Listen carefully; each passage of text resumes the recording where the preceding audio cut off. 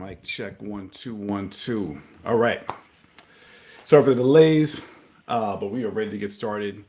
Going over our rules for 2022 Gridiron Dynasty, and here we go. So basically, I just wanted to make a video version of everything that's been posted, and also address any questions you have. So as you are watching, if you have questions, please just drop them in the chat, and we'll get to them. So without further ado. All right, so let's see. Let's get to the rules right now. Okay, so first up, we're going to start with the keepers. And again, of course, obviously all this is also on the website, but again, this is just to go over it. So for keepers, here are the basic foundational rules. And then, like I said, there are questions. You can just put them in the chat, but I'll also just go over some questions already. So the first thing to understand again is, actually I'm going to start with the roster rules, then we'll get into keepers. They kind of flow into each other. So the roster rules, again, the first thing is rosters. We now have 16 players. And actually, no, I think I'll just share the screen, make it easier. So we're moving to 16 players from 15. So first big change coming up. And let me just do that, make it a little bit easier for everybody.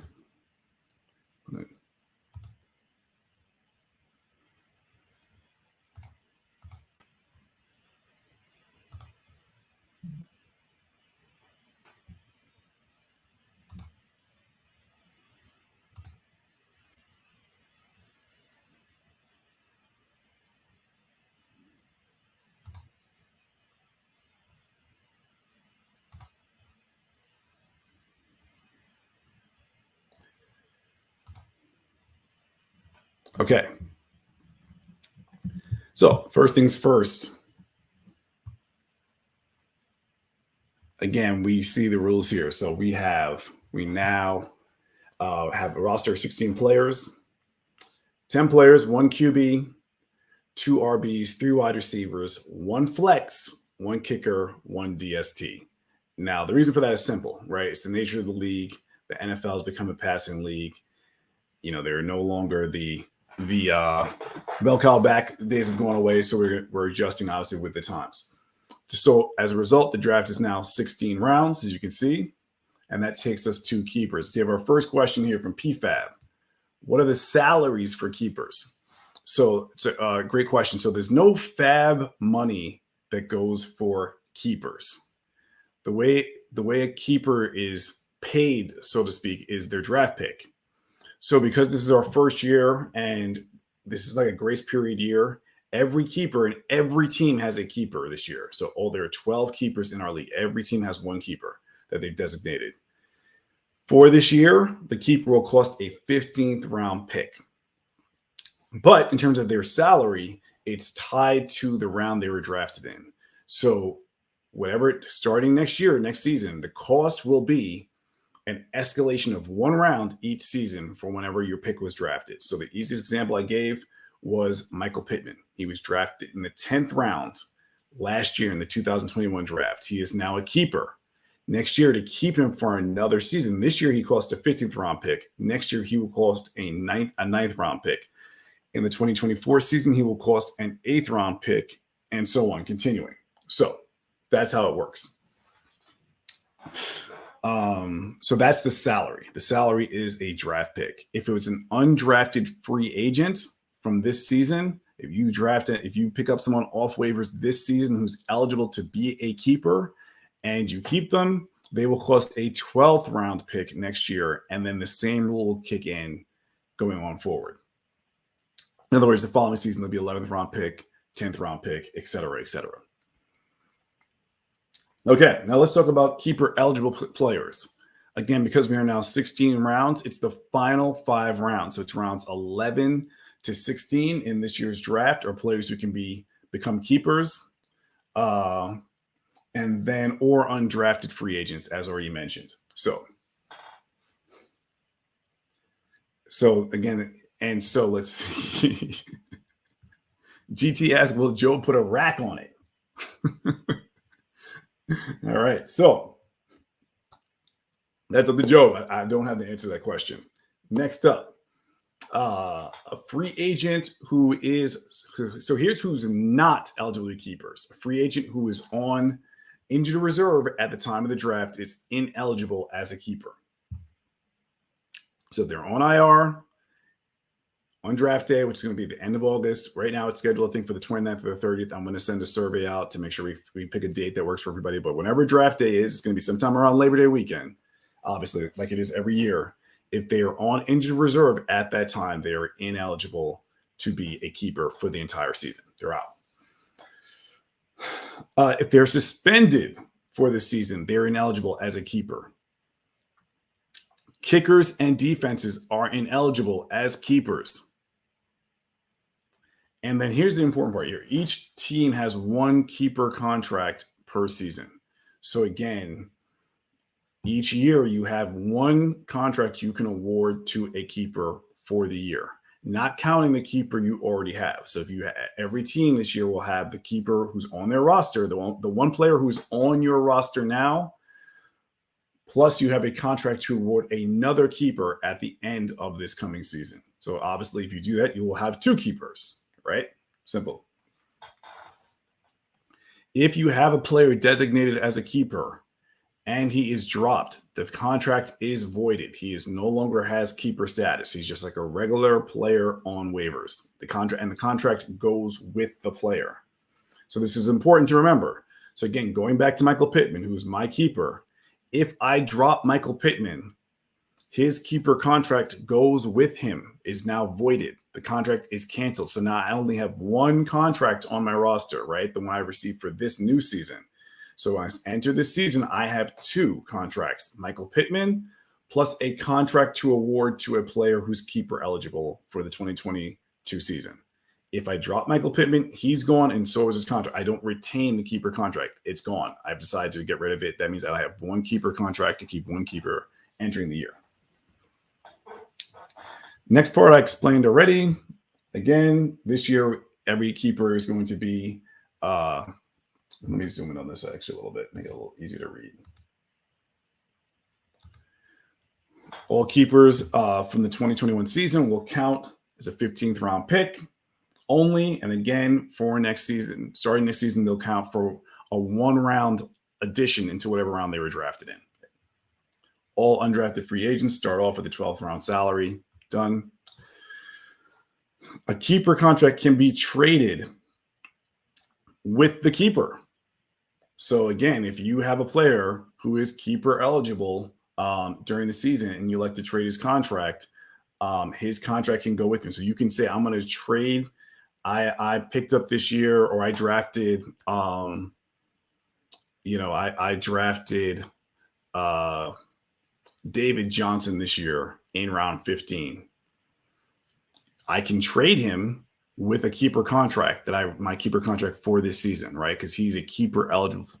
He's a keeper eligible player. He's a 15th round running back. He's eligible. I trade him. I can say I'm trading him and his keeper rights. And that's it. So again, in that scenario, I've now can't designate a keeper at the end of the season, right? Because I've given my one contract I have award away in a trade. So let's see here. We have it says we will have two keepers at the end of the upcoming season if we keep the keeper we enter the season with. The answer to that question is yes. We will have two. You have two keepers at the end of the season if you keep your keeper from this year and designated keeper from the roster this season. So entering next year for the 2023 draft, you would have two keepers and 14 draft picks. Okay. Next rule. And this is important, if there are two or more keeper eligible players with the same keeper salary, one player will automatically be moved up 1 round in salary. So again, I'll use a different example from what's on the screen. But so again, I'm just going to stick with Michael Pittman because we've been talking about him. He's a 10th round pick. So if we have, so if I have Michael Pittman 10th round, He's my keeper. His contract for this year is going to be, he's a 10th round draft pick. If I have another player off the draft this year who has the same value, actually he's not good to use because he was a 10th round pick, so that won't happen this year. But say I have 2 11th round picks. Just say he was an 11th round pick, and I have an 11th round pick this year who I want to make my keeper. Now to keep those 2 players, it's going to cost me a 10th round and a 9th round.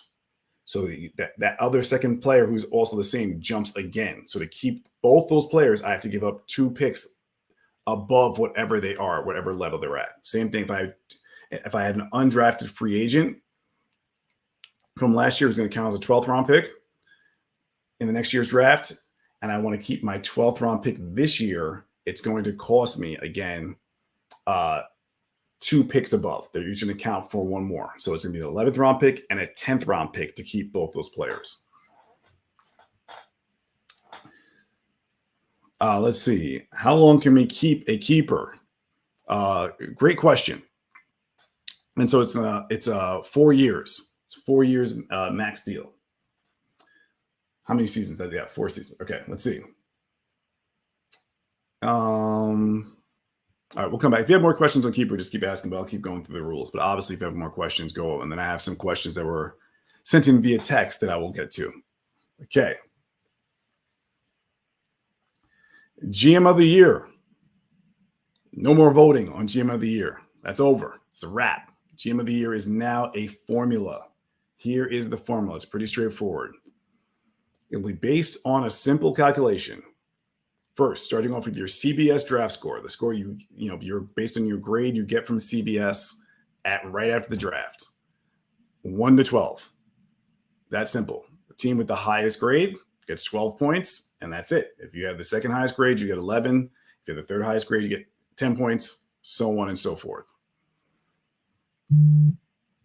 Your end of the regular season power ranking, and again, the same idea. Same idea. So it will be, again, 1 to 12, right? If you are the number 1 team in the power rankings, that gets you another 12 points. If you're the number 2 team, you get 11 points. If you're the number 3 team, you get 10 points, et cetera, et cetera. And then top 30 scorer. So every player that you have in the top 30 will be scored based on the round they were drafted in. That simple. Whatever the top 30 scorers are at the end of the regular season, that's the top 30 for GM of the year. So if you have 3 players in the top 30 scoring, one is your first round pick, one is your third round pick, one is your 5th round pick, then you would get 1 point for the first round pick player, 3 points for the third round pick player, 5 points for the 5th round pick player. Add that up, 9. Add it to your total score. Then you have the bonuses here. If you're the winner of your division, you get a 2-point bonus, undefeated season, 8 points, 10-game win streak, 5-point bonus. Add that up. Whoever gets the most points is GM of the year. End of story. And yes, as P-Unit said, the popularity contest is finally ended. No more lobbying, no more voting. It's done. Okay. Let's see here. Then we have the side bet challenge. So this is pretty straightforward. We're going to have a side bet pool for teams who want to participate. It's going to be $75. This is obviously outside of your dues. This is strictly for side bets, and it's basically going to be an all season long kind of prop contest. So we're going to put together some categories, some props, and whoever hits them, you just get it. You hit it, you get it. So here's some right here. First team to score 150, first 5-game win streak, first individual fantasy player with over 50 points, first RB or wide receiver, 3 TDs. We'll make some others, but that's the idea. So whatever we put in, that's the pot. And then every week, whoever hits it gets a portion of the pot, depending on how big the pot is. We just divide it up equally. We make a number of props, and as you hit them, you get it. Just to add some more action during the season. More action, more cash. And that's it. So those are the new rules. So if you have questions, put them in the chat. I'll go to some other questions I have here. Let's see here. Number of questions here.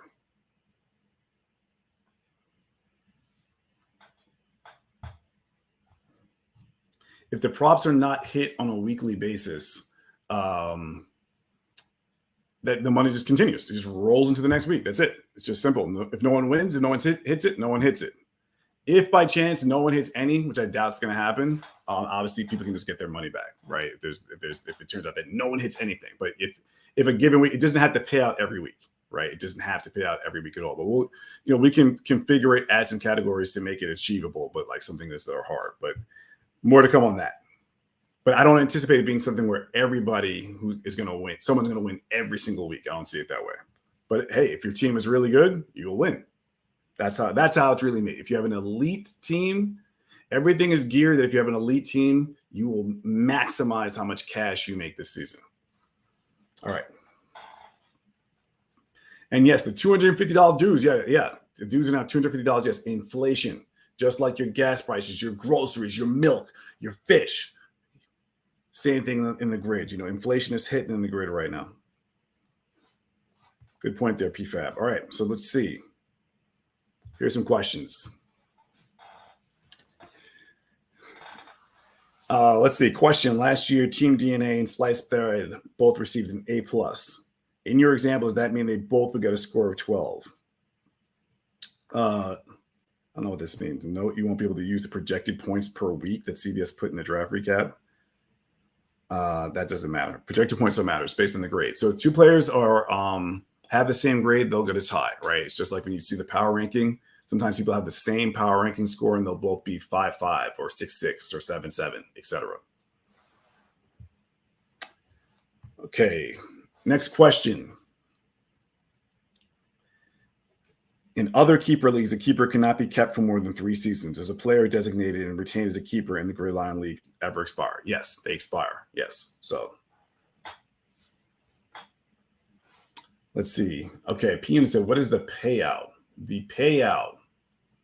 Let's go to the payout section.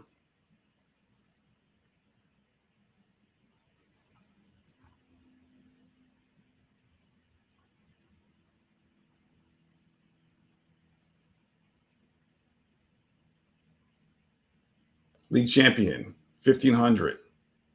League runner-up, 300. Division winners, 200. Weekly top scorer, $40. GM of the year, 200. There it is.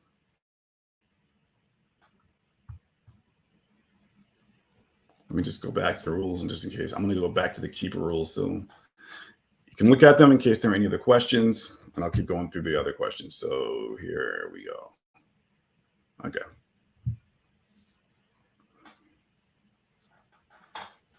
Okay.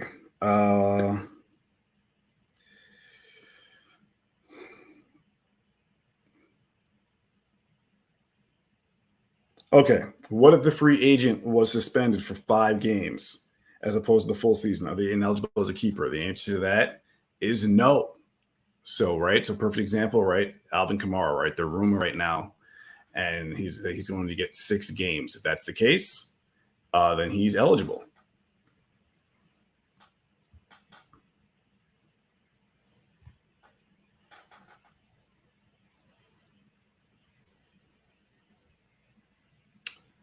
How will the minuses and pluses in the rankings be calculated in terms of points? I'm not sure what that question means. I'm not sure what you mean by that, P unit. Because the power ranks again are just either way, I say it's just 1 to 12, and again, and maybe with some ties. But I plan on doing it just based on the actual number ranking that you have in the power rankings. That's it. It's just take the reverse. That's the score. So whoever's number 1 gets 12. Whoever's number 2 gets 11, etc.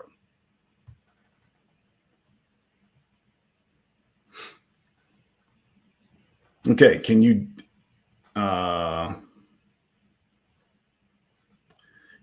designate a trade acquisition as a keeper? It would still be whatever the draft position correct. Yeah. So again, yes. So if you have a player who is keeper eligible this season and you want to trade that player with their keeper contract, you can do that. You can say that again, it's just like how trading fab money, right? Where basically you can't make the fab, you can't add the fab money actually in the trade. It has to be done afterwards, but you designate that in the, in the little write-up dialogue that, yeah, I'm trading $50 in fab money or whatever it might be. This will be the same idea, right? But yes, you can do it in the trade. So it can be a component of a trade. So I can take a player who, again, let's just say I take a 15th round player. I get Josh Gordon in the 15th round. Now I can trade him to PFAB as a regular trade. Just because he's keeper eligible does not mean his contract goes with him. In order for me to give the contract, it has to be added to the deal, just like fab money, right? If I trade a player right now to anybody, you don't get any fab money. I have to actually designate in the trade. I'm also adding $20 in fab on top of trading the player. So hopefully that makes sense. Okay. If I receive a C minus on your grade, how many points do I receive? It's not by the grade. It's just going to be, so the points are going to just be based on, it depends on how the grades are distributed. So if C minus ends up being the 8th best grade of all the grades given by CBS, then you will get 4 points. So it's the minus and plus really doesn't matter. It's just a matter of where does that put you in the pecking order of the 12 grades that are going to be given out on draft night. Okay, so it has nothing to do with the grade. Okay, let's see.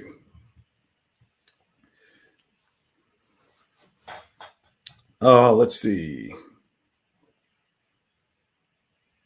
How early or late can a GM designate his keeper? It'll be at the end of the season. So it won't be, unless, of course, you want to trade their rights, right? You don't have to declare your keeper until the end of the season. However, if you want to trade a keeper contract, because remember, you have one for the season. So if you're like, I'm going to trade it away, then obviously in the trade, you have to designate that. And obviously, that's it. It's gone. It goes to the other player.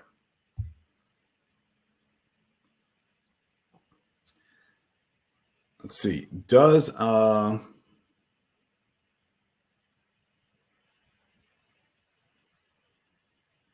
this is a good question for Peanut. So a keeper can be traded without his contract. No. A keeper eligible player can be. So again, going back to my team with Michael Pittman. Michael Pittman he's my keeper. He's under a contract. If I trade him, the contract goes with him. That's it. If I have a player this year who I pick up this year who I have not yet formally designated as a keeper, then I can trade that player and, whatever. Just execute a normal straight up trade. I'm just trading. I drafted Josh Gordon in the 15th round. I can just trade him, even though the team who receives him can use their keeper contract on him.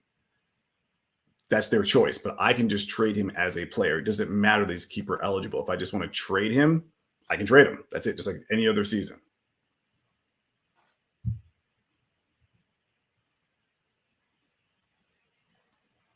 Okay.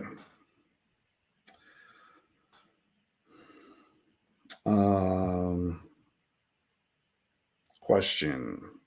Does an undrafted free agent that a GM picked up during the season or a player drafted in rounds 11, 16 have to be on the GM's roster at the end of the regular season, assuming that player is not on anyone's roster at season end? Yes. So at the time, yes, at the keeper has to be someone you've kept at the end of the regular season to be designated as a keeper.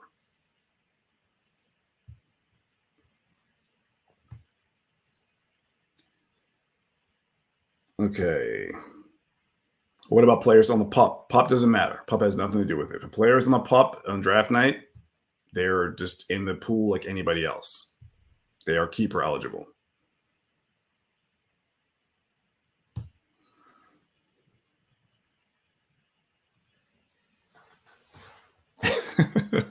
GT's gonna get a C plus. Okay, let's see here. Now we're getting to the down really into the nitty gritty of details here. This is the Kurt section here where we're trying to find loopholes in the rules here. So let's see here. The loophole section. Let's see. If a keeper gets hurt before the season starts, what is the advantage of keeping that keeper? But it's obviously up to you as a GM, right? So I mean, that's really not a question for me to answer. But I'll continue. As an example, if Cam Akers tears his ACL in the third week of preseason, if I drop him, his keeper contract will be voided. Correct. Because we don't have any injured reserve pup spots as part of the roster, keeping that player would only waste a roster spot. Potentially, depends on what you're thinking, right? Obviously, if it's a player you value beyond the season, you would keep him. And if I'm understanding the ability to trade a keeper contract correctly, then it would not make sense for anyone to want to pick up a contract for a player that is out for the year. Is there an advantage to keeping a player that is out for the year? Please let us know. That all depends on how you view that player as a GM, right? So I understand why you want me to share my insight as a GM with you, but got to pay me for that. Let's see. Is it possible to trade a future keeper contract? No.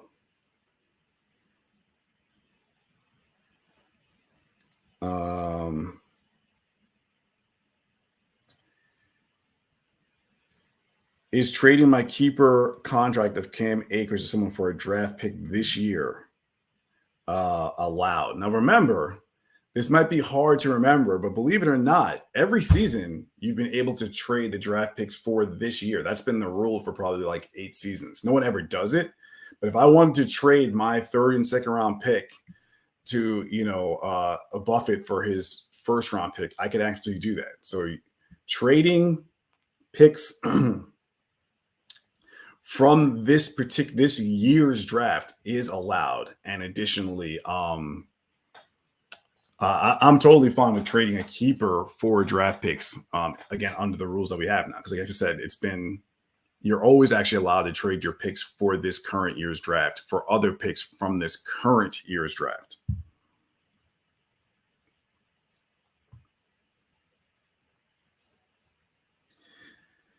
Will keeper players be in the draft queue? They will not be in the draft queue. So that's just a CBS. That's just how it works. Everyone's keepers are designated. They are not going to show up in the draft queue. So there won't be anyone. No one's going to draft your keeper by accident that you've already designated for the coming season.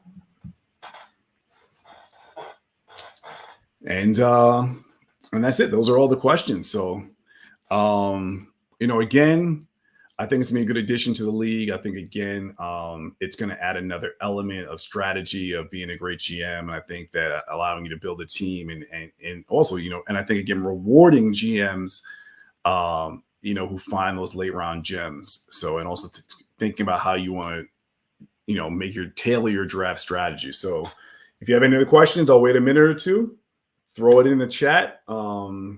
Obviously, this doesn't have to be the only time to ask questions, but I wanted to make sure, since there's a lot of changes, that everyone is aware of what's going on. And so I'll wait a minute or two, and that's it. Let's see. Make sure I hit everything. Pretty sure I did. Yep, I think we went over everything.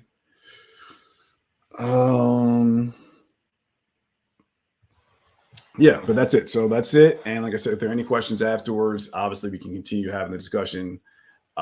Next step will be I will be sending out a SurveyMonkey or something like that to pick a draft date, make sure we get something good. But again, it's going to be around the end of August, first week of September. And we're ready to rock, man. So I think it's going to be a fun season. I'm excited for it. I think it's going to be a nice new element, new challenges, and more money. That's what it's about. That's what it's all about. So let's see. Last call for questions. Any questions? This is, again, really something well thought out. I appreciate everyone's patience tonight, by the way. Running a little late, but I appreciate everyone's patience. And I really tried to really craft this in a way that, one, it can make it more competitive. It can bring another element of strategy to it. And also, obviously, since we have Job in the building, I had to make sure it was really loophole proof. Because for the GMs who are always trying to, cut corners to game the system, this is not gameable. How to stop the draft is an issue. Well, as always, the easiest way is to call me when you still actually have time on the clock. There's 90 seconds between every pick. That gives you 90 seconds to call me. If somehow your screen is frozen, your computer is somehow shut down, and your phone is shut down, nothing is working, the easiest way is just to call me on the phone and say, I need you to pause the draft. So I'm 100% certain it's going to happen during the draft.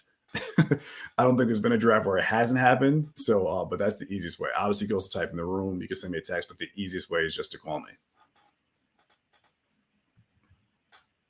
Okay, here's my number. I will drop my number in the chat and also put it on the boards.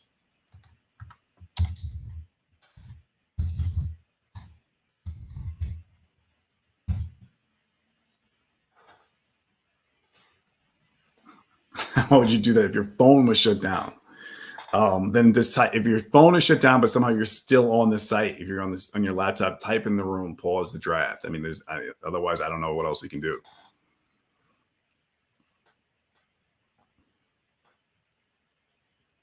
And like I said, it's going to happen.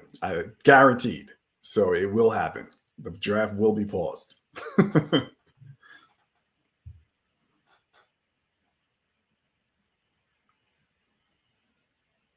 He's got some dial-up service. All right. All right. Any other questions? Hit me. This is your chance. But it's not the only chance, obviously. If there are questions that come to your mind tomorrow, obviously just put it up on the board and we'll take it from there. Otherwise, that's it. So hopefully you understand all the new rules. Get ready for a 16-round draft.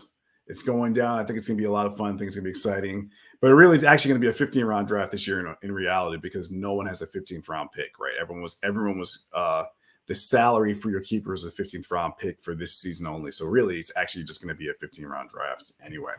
But it'll be a lot of fun. And if there are no further questions, I will talk to you all later. And if I don't speak to you in the meantime, see you on draft night. All right, everyone, take care. Have a good night. See you on the grid. Oh, we got another question. What hijinks will Kurt pull off this season? Stay tuned. Stay tuned to find out. All right, y'all. Have a good night.